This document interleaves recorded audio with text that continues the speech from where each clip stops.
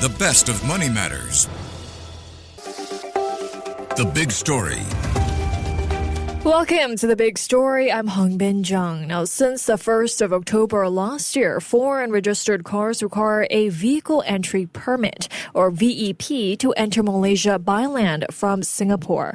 Despite initial frustrations for some Singaporean drivers and reported dips in activity in Johor Bahru, Malaysia will begin enforcement action on Singapore-registered vehicles entering the country without a VEP from July 1st. So as Malaysia's VEP enforcement policy tightens, what can Singapore drivers expect from next month? Well, joining us today to share more is Walter Theseira, who is the Associate Professor of Economics at the Singapore University of Social Sciences. Hi, Professor. Welcome to the show. Hey, good evening. Thank you so much for joining us. Professor, Malaysia will start issuing summons of 300 Malaysian ringgit, or about 91 Sing dollars, to foreign vehicles without VEPs at, its land borders with Singapore from next month. What do you think is driving the urgency now in enforcing the VEP after nearly 9 months of grace period? Well, to put it in context, the VEP wasn't actually suddenly implemented in 2024 either.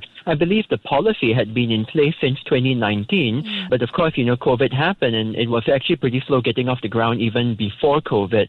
But, if you have a policy, you have to implement it sometime, right? So I think after the announcement last year, Malaysia did realize that the capacity simply wasn't there to process the flood of Singaporean motorists trying to get a VEP.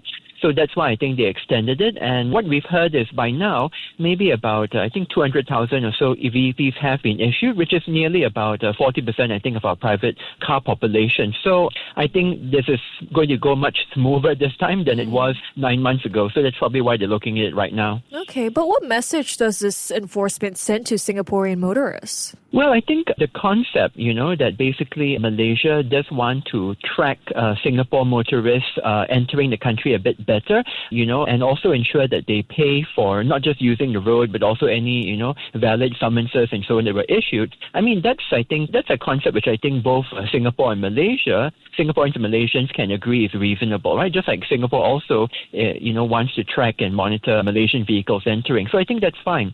I think the main issue is not the concept. It is how you implement it and whether it is reasonable for Singapore motorists to actually get the VEP registered, have no issues and so on. And there were a lot of teething troubles, I think, getting that done. But from what we hear, many of those issues have been ironed out in recent months. Okay. Well, Professor, you did mention that, the implementation of VEP is not sudden. It has been going on for quite some time now. But is it realistic to expect full compliance from drivers within this current timeline, given the, technical and administrative issues they have been facing? Well, I think there are a couple of different groups of drivers here. You do have Singaporeans who have business or family in Johor and they travel there very often. I would suspect that most of those drivers would already have gotten their VEP quite a long time ago. They're probably among the, 200,000 who already have them. But then you also have many Singaporeans who may consider going to Malaysia with the family maybe once a year or less, school holidays.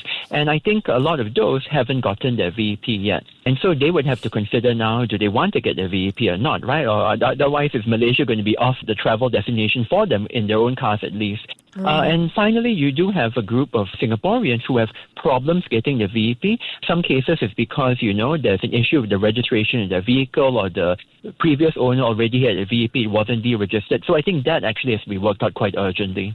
So what can Singaporean drivers do now to make sure that they have their VEPs ready by the 1st of July?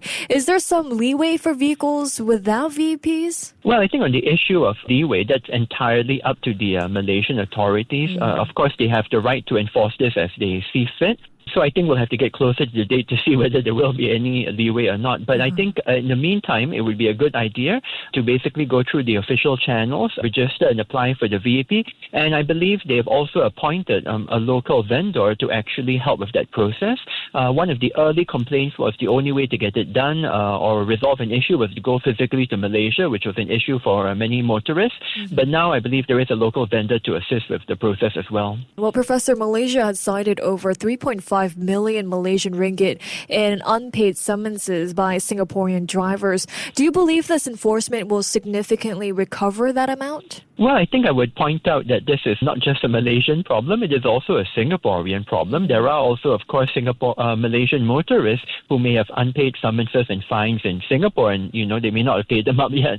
So I think it would be in the interest of both sides, Singapore and Malaysia, to improve, say, traffic enforcement cooperation, because we both have a shared interest in making sure that when we are there, we follow the rules, and when they are here, they also follow the rules. It's a joint interest. So that being said, of course, I think, whether the fines are tracked accurately, whether, for example, they're tagged to some vehicles in Singapore which are no longer registered, they may have been scrapped and so on, I'm not quite sure they would get all of that money back, but certainly having the idea that you can be tracked and you can be prevented from exiting if you haven't paid, that will get some Singaporeans to pay up, of course. Then what about the 300 Malaysian ringgit fine if you don't have the VEP? I mean, does it strike the right balance between deterrence and fairness for motorists here? Well, I believe when the VEP policy was first announced, there was actually a provision in the law that actually specified a significantly higher fine and even, the possibility of being charged and jail terms and all that. So I think from a certain point of view, it's a good thing that there is clarity from the Malaysian side and they've decided this is a composition fine and, that's what it is. That's certainly much better than having the specter of a much larger fine, maybe even, a court charge or something out there, right? So a composition fine is all right. But the amount, is it reasonable? I mean, Malaysia has the right to decide on this. And I think the more important thing is that now that, 40%, I think, of the private cars potentially have a VEP in Singapore already, and the remainder, they do have the time to get the VEP. And this enforcement date is actually very crucially after the June school holidays. So I think, Singapore families can feel quite comfortable. For this month, there's going to be no issue. It's just that for your next holidays, maybe you better do something about it by then. Right. Well, do you foresee any public friction between Singapore and Malaysia over the enforcement of VEP summons, though? That's a great question. And I think we have to go back to what the principle is here. The principle is both Singapore and Malaysia, we're sovereign countries, and we have the right to implement reasonable controls, I would think, on foreign vehicles entering our borders. So Singapore, has done this over the years. We've basically tried to implement various controls, mostly in the nature of trying to make sure that when Malaysian vehicles do come over, they meet, safety regulations, and also they pay for their ERP and other road charges. So I think from the Malaysian point of view, therefore, they would also have the right to do this for Singapore vehicles if they want to, and they've gone ahead and done it.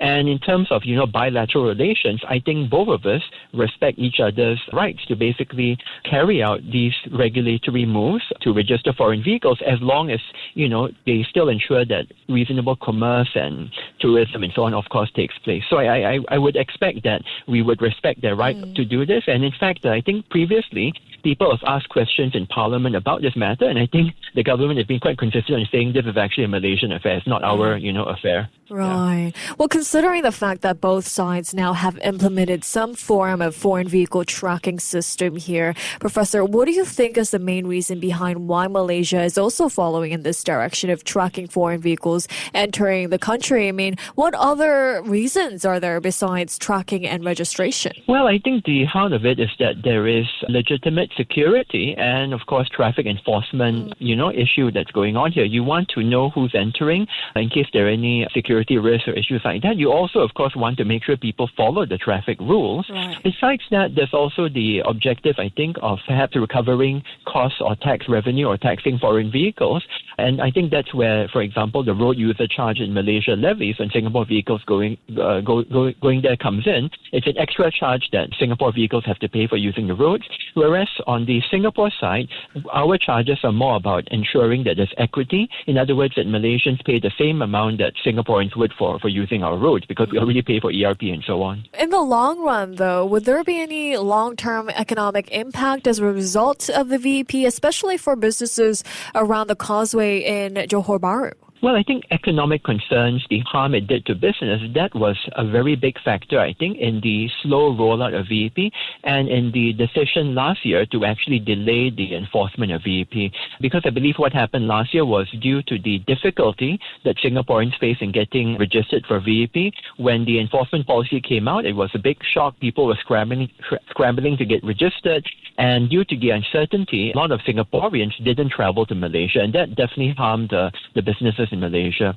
But this time around, I think it's a bit different because of the large number of Singaporean motorists who have already gotten their VEP, and the process has been improved quite a bit. So I think as long as we can get our VEPs easily, I don't see that there will be a big impact on Malaysian businesses. But do you think Singaporeans will be able to accept this as a norm, or would you see more Singaporeans, take the bus instead of a car to JB? Well, I think going to the JB City Centre, public transport is certainly an alternative. In fact, we expect it to get a lot better once the RTS link is up and running.